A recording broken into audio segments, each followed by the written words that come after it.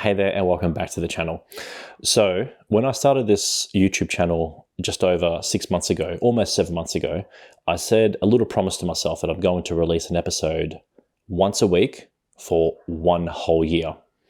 And so far so good. However, I'm finding it increasingly difficult to kind of keep up with some of the content, especially with life happening. And in the real world, outside of YouTube, what I do for a living is work in cybersecurity. And there's a conference in the US called Black Hat, and it's in Vegas, and it runs once a year, and it's like the place to go to if you work in cybersecurity. And I have gone there for probably the past decade, and I'm not hoping to kind of, not go there this year, specifically because I'm speaking, so I really have to do that as well. Anyway, so because of that, I'm going to miss out on a weekend. This is still technically me dropping content once a week, but I feel that's a bit of a cop-out.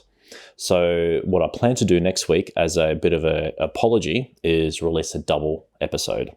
So I have a ton of projects still left over in this workshop, and there's a couple of things that I can hopefully do in one weekend, and I hope to record those, edit those, and then release them the following week.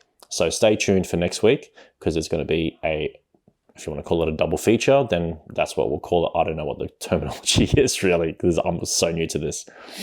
Anyway, my apologies, but please leave a comment below, and I will absolutely endeavor to respond.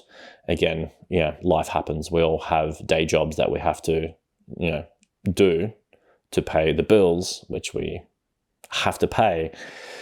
But anyway, it's going to be a tough life, me in Vegas for 1 week, but someone has to do it, and that's this guy.